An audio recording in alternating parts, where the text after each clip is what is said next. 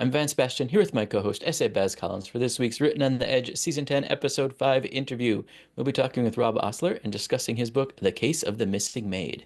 So if you haven't heard his previous interviews, let's get to know our guest. Rob Osler writes traditional mysteries featuring LGBTQ plus main characters, believing that relatability is as important as representation. He strives to showcase our shared humanity across individual identities. Rob's just released the historical novel The Case of the Missing Maid, and it's a USA Today bestseller. It earned a star review from Publishers Weekly and is an Amazon editor's pick for Best Mystery, Thriller, and Suspense. His other works have been a finalist for the Edgar, Anthony, Agatha, Lefty, and Macavity Awards, a Crime Reads Best of the Year, and a winner of the Mystery Writers of America Robert L. Fish Award. After living in Boise, Chicago, and Seattle, Rob resides in California with his husband and a tall gray cat. Rob, welcome to the show. Thank you. I'm always so happy to talk to you guys. This is a fun one. Yay! Well, oh They're my not, God. they're Are all you fun, doing? but this is especially fun. Right, right, Okay, right, good. right. I'll take that feather in my cap. So, for folks who haven't heard your backstory, why did you put pen to paper? So I majored in philosophy, so that's always an excellent career choice Right. path. It just streamlines you right into, a professional career. Um, and so then I found myself out of work with a college degree. And a friend was saying, "Oh, you should go into PR because you like to write." Well, I didn't go into PR, but I did go into advertising, which is kind of, let's call it PR adjacent. Right. And so I wrote television commercials for Kellogg's and Tropicana and toilet paper and all sorts of things in Chicago, where the novel is set. So there's the overlap Okay. with noveling and my first job out of college. So I started writing television commercials. And then I got into brand strategy and I wrote more business journal articles about strategy and stuff. And then honestly, fast forward kind of like a couple decades into a professional career in marketing and strategy and things. Frankly, I got laid off from a job here in San Francisco. Um, some people will say, "Oh, and it was the best thing that ever happened," and you're like, "Oh, really? Was it?" It actually was it was a good thing. So then I was like, I've always wanted to write one of those traditional whodunits, Hmm. and it's like the Playfair mysteries, and everybody knows what those are, but just, so we're on the same page. It's those classic, there's a crime, there's suspects, and there's clues that the reader gets to follow along with the detective, and you try to figure it out before they do. And I loved those puzzles, and I was like, I'm going to try to write one. And long story short, here we are. A lot of missteps along the way, a lot of horrible manuscripts along the way, but um, I'm hopefully getting better at this. Um, But so that's kind of the journey in a nutshell. I would like to say that list of awards indicates you're probably getting better at this. You try. You really do. All we can do is try. And then you publish it. If you're Hmm. lucky to get it published, and then you're like, all right, let's see what happens. And you really don't know. Unless you're Michael Connolly, and then you probably have a pretty good sense of what's gonna happen. Right. Fair. So, you have embarked on a new series, Harriet Morrow series, Investigates, excuse me. Mhm. What should folks know about Harriet Morrow before we dive into book one specifically? Yeah, so the first interesting thing about Harriet is just how, a gay man came to write a lesbian character in the progressive era. Hmm. Not the obvious choice, but even just the name Harriet Morrow. Growing up, I grew up in Boise, Idaho. I had a single mom, and the other two important adults in my life were two women who were long since widowed. There was my grandmother, Harriet Pruitt, and my great aunt, Vera Morrow. So the Aw. name comes, Vera Morrow, from those two women. And collectively, Auntie V and Grandma Pruitt and my mom really kind of embody the spirit of and the qualities that I tried to imbue into Harriet: resilience, tenacity, independence. Um, I mean, none of them were of economic means. Everybody was I would say, to be generous, we were like lower middle class. Hmm. So I mean, just that struggle, and so I wanted to write a female character because of them. She really is kind of the composite of them. As for the historical nature, I was about to go there. Yep. yeah, that is all about this place, and this is a bit of a tangent, so I'm going to try to really keep it crisp. Again, born and raised in Boise, Idaho, there was this incredible facility called the natatorium, which was a geothermally heated swimming pavilion. This building was magnificent. That's It was amazing. like a cathedral, and it blew down in the early 1900s, but it was made of timber. It was the world's, in Boise, Idaho, the world's largest indoor swimming facility. And it was a marvel. I saw this place. It was introduced to me on a plaque at the end of the green belt, which is this green belt that runs through Boise at the end of the river. Okay. And it was just like, that is the perfect place for murder mystery. So, and it was known as the Nat at the time. So I wrote this murder mystery called Murder at the Nat, and I had a young Harriet Morrow detective leave Chicago to go to the far west, Boise, Idaho, to save her brother from this murder mystery that occurred at the Nat. Hmm. My agent tried to sell this. Long story short, John Scotomiglio, who's the executive editor at Kensington, said, I would buy this, but I don't think before you send her off to an exotic location, always get a chuckle out of that, Boise, Hmm. Idaho. Maybe, rewind her 10 years, have her start her first day in Chicago as a detective. And then I was like, oh, so they're not going to buy it after writing a new novel? And she's like, no, no, no, give me 4 good chapters and an outline. So that's what we did, and I got a 3 book contract.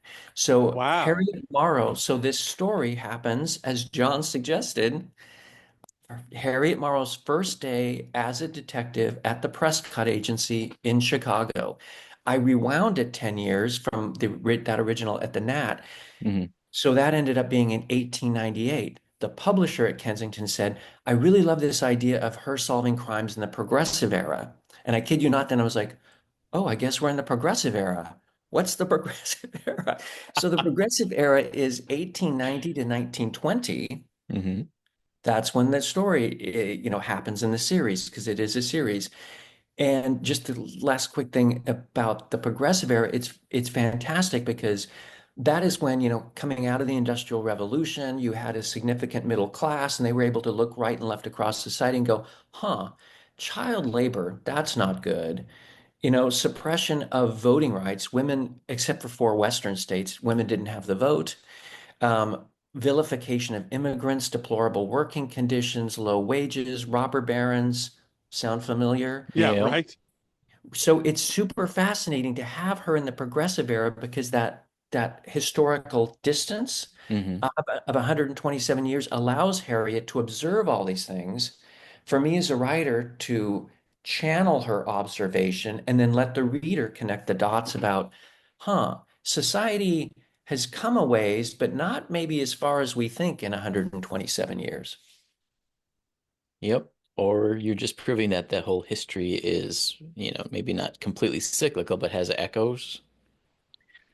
I mean, it is, I tell you, as an author, as I'm traveling from book to book, as you know, these publication cycles are so long. I'm just finishing book 3. Hmm.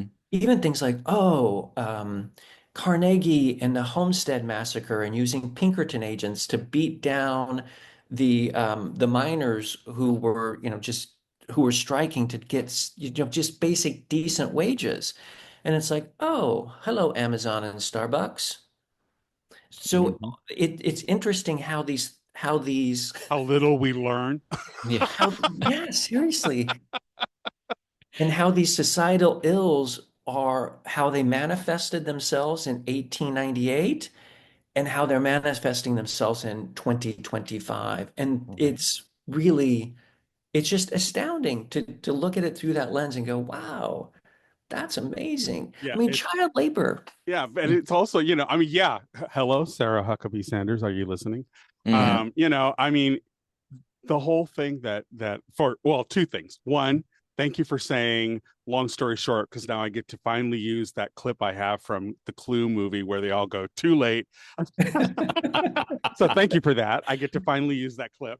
But secondly, it also was the era that gave rise to the moderns, which was that whole movement of really like you, and then you get the Renaissance stuff that was happening in New York and in the Harlem area and stuff. So you get all of these things that really start to come out of that period, and it's a very rich era, and it's really amazing how little it's written about in our in our days nowadays, and find stories that are placed in that, and also in settings that you don't expect. I mean, you could expect a story about the moderns in New York, you could expect a story at the progressive era in these major cities, but to do it someplace like you have in this book, I think that's really wonderful, because it allows people to see that there were other places in history that had these amazing things that happened, or and had these wonderful structures like the one you're talking about, the baths. To have that kind of stuff available and be so magnificent, and yet it's lost to history. This is kind of the thing that I really love. There's a place, I'm sure, in San Francisco, which I miss. I really want to get back home. But they have a wonderful, wonderful California room at the library in the county of Marin. And it's a great, great resource, because it literally is the entire history of the state of California, along with other things. And it's just the separate room that has nothing but memorabilia and stuff, and the physical things from that era. They have a huge collection there. And I love things like that. I love when you have where or somewhere to go as an author, as a researcher, as a writer, and Yeah. you can actually tangibly look at Yeah. this stuff. Yeah. It really brings it to life. Yeah. That is so true. Yeah. Yep. So, with that history and introduction to Harriet, tell us about her first mystery, the one that gets her career started. Yeah, so Harriet is bold. She's an unconventional woman. She likes to dress as a man, but she has to be careful about that. But she refuses to wear a woman's heel because it's bad for bicycling, and it's slower to chase down her criminals. And she always wears a bowler. She likes a bowler hat, so that's kind of like her trademark. Nice. And frankly, I just love the visual of her in a bowler on her bicycle. Hmm. So she applies for a job as a detective and somehow convinces the agency principal, Theodore Prescott of the prestigious Prescott Agency in Chicago, to hire her. She shows up on her first day of work, and apparently Theodore didn't send a memo because nobody believes she's there to be a detective because they don't have women detectives. So she spends the first part of her day just trying to convince people that she's actually been Right. hired. And she quickly is sent out by Theodore Prescott on not a case. She's kind of excited, thinking, I got my first case. And he's like, no, this is a favor to my wife because our older next door neighbor, who has a history of sending my operatives out on wild goose chases, now claims her maid is missing. So shoo away young Harriet and just, confirm that the maid is indeed not missing so I can tell my wife and then I can move on with my day. Well, Harriet gets there and it's like, I think the maid, I think the maid's missing. She, inspects the room, and she does find, however, that Pearl Bartlett, who is in her 70s, is a little off, is a little quirky, but still, it seems like the maid is missing. Well, so then ensues the mystery where Harriet's like, I got my first case. So as long as I can convince this tough love boss of mine that there is indeed something here, maybe he'll give me time to solve this, and I can start proving myself that I can actually do this job. So she starts crisscrossing Chicago on her trusty Overman Victoria bicycle in search of the missing maid. And again, Chicago at this time, it's the nation's second largest city. It's the fastest growing city in America. Population's just under 1.75 million people. And the neighborhoods are very distinct, as they still are. And so it gives me as an author and Harriet as a character a real interesting palette, for her to zoom around on her bicycle and smell the Polish bakery in Polish downtown where the maid is from, Agnes Hmm. Wozniak, and then go to the stockyards and that smell, and then go to the Levy district, the red light where she goes to the Alibaba Club, which has hoochie coochie dancers and is the place where the gay club is. And so yeah, so then she basically zooms around Chicago on her bicycle trying to solve her first mystery, the case of the missing maid. And the other kind of twist along the way is she starts getting the sense kind of a third of the way through, and then it picks up steam because we like to put our characters in, hot spots and turn up the Hmm. temperature, that somebody is undermining her from the inside. And so, things start to go missing. And she's like, man, somebody from the inside's trying to sabotage me. Is this the women in the office because I've upset the natural order, you know? Or is it the guys who are like blatantly opposed to my being here? So that's an extra element to the story. She's getting challenges from all sides. A truth that most women will attest to. Yeah. Mhm. Yeah, I mean, about like the upsetting of the natural order at the time, there were just, there were so few jobs available to women of any kind of authority. Right. So if she was in law enforcement, there's prison matron to tend to the women inmates. Teachers were one of the most viable career paths available to women. But I like her being three times. I describe her as three times the outsider. First, she's just simply a woman in that era, right? Hmm. It's like aside from four states in order, Wyoming, Utah, Colorado, and Idaho, women didn't have the vote in America. So she's an outsider in that sense. Second sense, she's trying to do a job that just most of society just decides she's ill-equipped to do by virtue of her gender. Hmm. And third, she is a closeted, because she must be, queer woman. And harboring that kind of secret in that time period. And you spoke of, you know, the Bassett, that so few books. I mean, there's still certainly some, but fewer books. It's certainly not World War II. People love to write about World War II in historical, especially mystery.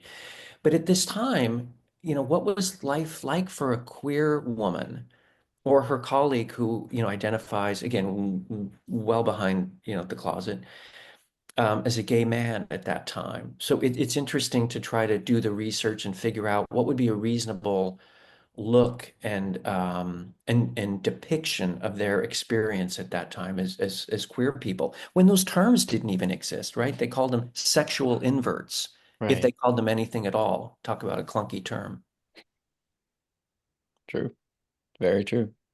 So this is written in your traditional Quozy style, which I still think you own that hashtag, by the way. And Uh, I will die on that hill. yeah, I mean, so I did coin that term for the Hayden and Friends contemporary series. It is, I would say it's cozy adjacent. Okay. Um, there is profanity, but there's not long strings of F-bombs. There's Baz, we can't hear you. Sidebar. Baz, we can't hear you. Oh, sorry. I don't know how that got muted. Um, I On kind of sidebar. see it how Caleb Carr did the Alienist series. It's kind of along those lines, is in the way you describe it. And I think that that's one of the things that probably people, if they want something to get a sense of like what you're talking about, it's yeah. very much like what Caleb did with his, and they turned it into a TV show, The Alienist, and it was, Ye- yeah. and it's very much along those same lines. Again, placed in New York, so you're back to the Gotham kind of like vibe. But Yeah. I think what you're talking about is essentially the same thing. It's not a cozy because she's in the industry of doing what she's doing, but Yeah. she's had to convince people. I mean, am I getting, is it more like along those lines? Yeah, I mean, the one thing, yeah, I love, first off, I love the alienist and Caleb Carr, and I'm trying to think of what the sequel to that was. But um, I mean, where in The that one, Angel of Death. It was I think. yes, where I mean, he would talk explicitly and describe the murder scenes in like boy horrors, Yep. and I mean, it was Hmm. pretty graphic. Yes. So, And a subject that wasn't talked about back then, or oh even no, now, people don't know that that was a thing. That the men who led the sporting life, who were dandies, they would take advantage of these boy horrors, and and so yeah, I yeah, mean, it was yeah, really kind of like, wow, you really went there. right. And yes, so it is that vibe, but I don't get as graphic as Caleb Carr in the Oh, novel. sure, It's okay, not yeah, it's not as gruesome, visceral. but she's going to brothels, and in the second book, we get into the political corruption. At the time, it was called the Levy District, which is the red light district south of downtown. Hinky Dink John McKenna was a real alderman, and he and another one, I can't remember the other guy's name at the moment, but they put on an annual ball that was really widely known as a wild orgy. Hmm. And these are public officials, aldermen, but they're so corrupt. There was so much Hmm. corruption that they could have well-known notorious annual orgies, Hmm. and had their fingers in all sorts of pots, of saloons and brothels and gambling dens, and Hmm. it was a rough and tumble period. And they could get away with it because you didn't have the modern surveillance like you have now, where things can be tracked and watched, broad. If you wanted to watch someone, you had to pay someone to be there to watch them. You know what I mean? They were followed in the traditional sense, not in a technology sort of way. Right. I mean, they were the power, and the police force. I mean, there was a Chicago Police Department. It was so nascent that, there were not professional standards. There was not a way that they went about conducting crimes. In the book, Theodore Prescott, talks very disparagingly of them, and rightly so. They're not all bad apples, I'm sure. And in the second book, I have a police officer who's a pretty good guy. Um, but yeah, at the time it was still kind of the Wild West, even though it Hmm. was the nation's second largest city. And business leaders, and I think of like, Carnegie and the Homestead Riot, and using Pinkerton agents to beat down, a labor uprising. Business would look to like the Pinkertons and private thugs Hmm. opposed to the police, because the police were really ineffective and disorganized, and the real power brokers were the politicians, and everybody's in everybody's pocket. Yep. Right. So book one is her proving herself and finding the maid. Book two, you've alluded to being a political story. Does she get to the net in book three? Yeah, so we're thinking that if I'm fortunate enough to get a contract extension past book three, that it feels like, because it's 10 years after her first day, Okay. it feels to me, and my agent agrees, it feels like a book five or six. Okay. Um, but the beauty is I have it largely written. I'm sure I have to go back and it's like, oh, I changed this in book three. And Sure. so, Right. but it's certainly a shorter effort than, Right. It's a continuity edit at that point. yeah, Yeah. yeah. Nice. We'll Well, is see. there anything about book one, The Case of the Missing Maid, you wanted to tell folks that I didn't think to ask? Bicycling. Oh, you even dropped the model. Yeah, I did. I dropped the model. So that's a real model. And there's a place called Kopak Bicycle Auctions that's a real thing. And they have a huge vintage bicycle auction. And every now and then, like I see one for sale, but her Victoria is the model. The maker is Overman. And the Victor was a super popular model, safety models. They're called safety bicycles because they have two wheels of the same size.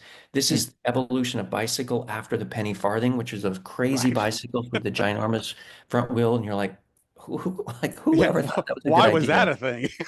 Right. So the safety bicycle, for obvious reasons, you're not going to fall off and die. But bicycling was a huge craze in the 1890s. Just to throw some fun facts, a few years prior to 1898, but still in that decade, Chicago played host to the first bicycle fair. They drew an attendance of over 100,000. There were 88 different bicycle manufacturers, 88 in Chicago alone, and they supplied two-thirds of the America's bicycles. Wow. So it was really a craze and becoming a thing. And it was also quite efficient unless there was a blizzard and snow on the ground, hard to ride a bicycle, for Harriet to dart around Chicago that way. Because if you look at any historical photographs of Chicago at the time, you will not find an empty street. Mm. Instead, you will find clogged streets with pedestrians, buggies, hansom cabs, carriages, a few newfangled motorized contraptions. And so it was an efficient way for Harriet to, dart in and out around Chicago to get places.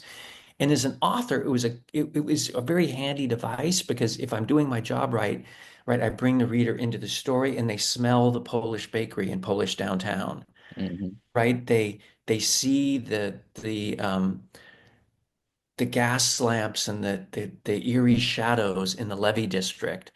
Because she's on a bicycle, she's in that environment. Yeah. And hopefully I can translate that to the reader to bring them into the scene better than if she was in, I mean, of course, she couldn't be in a car because they didn't really have them at the time, but it was also a good author device to get her in the scene. Love it. Love it. Are you curious what Wrote Podcast is all about? Wrote stands for Written on the Edge, and we are here to bring you weekly discussions about LGBTQ storytelling. That's right, all genres, all mediums, wide open. So our guests will share personal accounts of living their artistic lives, their personal experiences writing, crafting, stories, music, filmmaking, all of it. But what we like to do is explore the edges of what's accepted and where storytelling should be headed. All right, are you ready for our get to know you questions? Shoot, I did a little research. Take it away, Bez. Okay. Can you name a movie that was better than the book? So right off the bat, you picked one I'm gonna slightly cheat on, but Carl Hyacint's Bad Monkey, which I love Carl Hyacint, and I would say that short series was as good as the book. It was really good. I'm not a big Vince Vaughn fan, but he did a really good job in that movie. I thought it was wildly entertaining. Okay. Which Nice. fictional character would you most like to be friends with? Uh, I kid you not. This was the most immediate. Ralph in Ralph and the Mouse and the Motorcycle, that Beverly Cleary children's book. Mm, Huh, He's got like half a ping pong ball for his I helmet. remember that. It was just the best. I've always like I want to be friends with Ralph. okay. Excellent. What is the most fascinating fact that you know?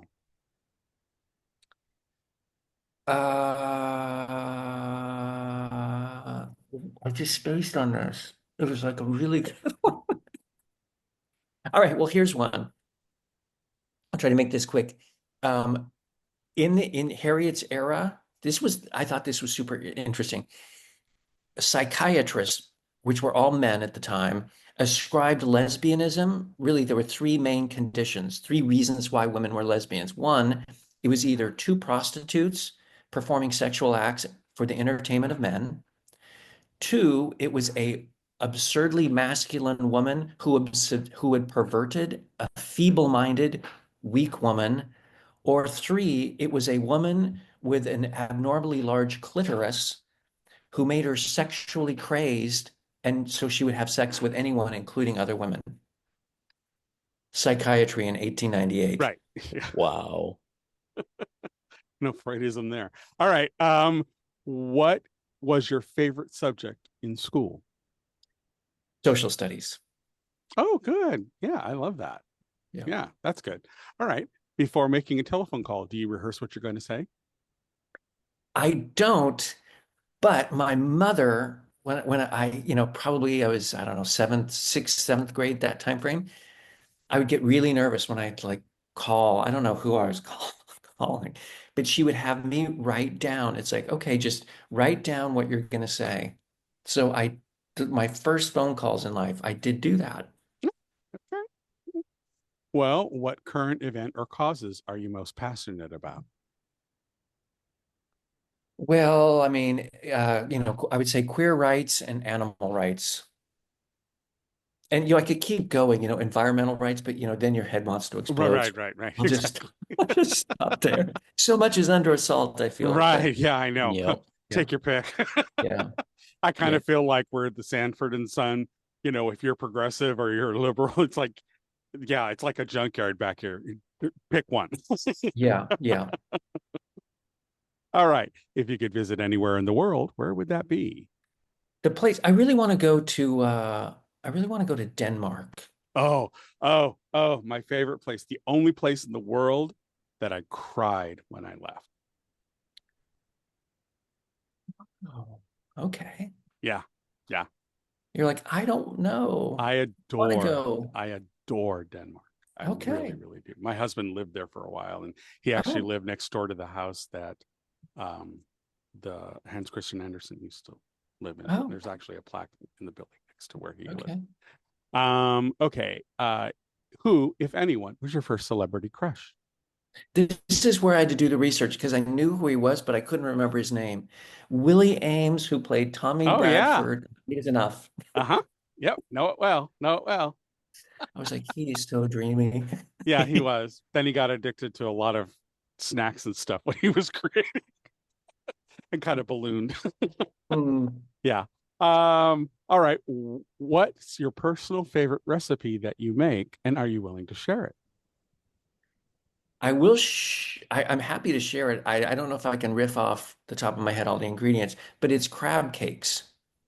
Oh, Yeah. okay. So it's very seasonal, Dungeness crab cakes, but you wrap them in potatoes, in like thin potato slices, Hmm. and then you fry them up Interesting. with garlic aioli. Brilliant. Yum. Love So that. good. Yeah. Okay. Yum. Well, you made it through the list. Bravo. Yeah. Mm. Thank you. That was fun. It was good to think about. So you've teased that you're working on the rest of the series. I'm assuming you're just kicking off the media blitz for this. If Yeah. I remember correctly, you're going on a book tour. Are there dates and places you want people to hear about? Well, you missed San Francisco last night. I'll be in Portland at Barnes & Noble Clackamas Town Center on Sunday. One that I'm really excited about because it's kind of my hometown. I mean, I spent like 20 years there.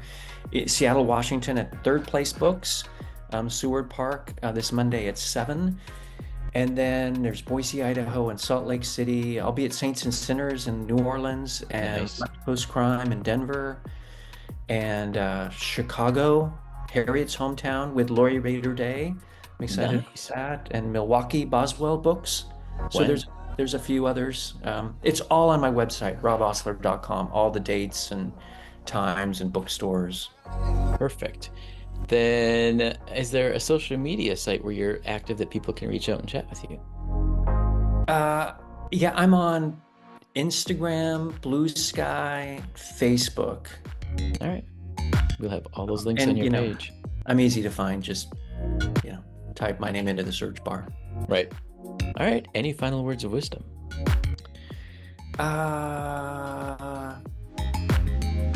That's a good question. No, just be nice. Everybody be nice. Yeah. Be nice. Actually, no, here's one. I had lunch with an old friend of mine, and we were talking about, the political spiral of like, and how you can just get really bummed out quickly. And he's like, you know what? I'm gonna limit my news media because I need to be informed, but I'm gonna listen to more music in 2025. I'm just gonna listen to a lot of music. And I was like, all right, I can get behind that. So there's my advice. Listen to more music. There you Beautiful. go. There you go. Love it. All right. We'd like to extend a huge thank you to Rob Osler for coming back and talking with us. Rob, thank you so much. You guys are the best. Thank you. I really appreciate it. I always love chatting with you. Our pleasure. All right, we at Written on the Edge are proud to introduce you to new media by queer content creators. So if you enjoy learning about new artists or hearing our thoughts on entertainment media, please like and subscribe so you get the alerts for new episodes.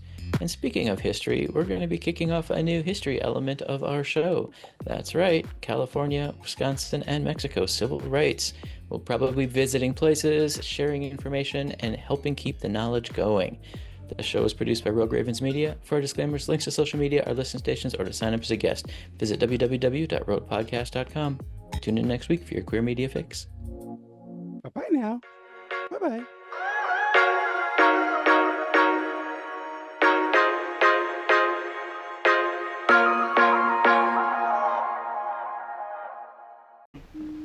Oh, what's that?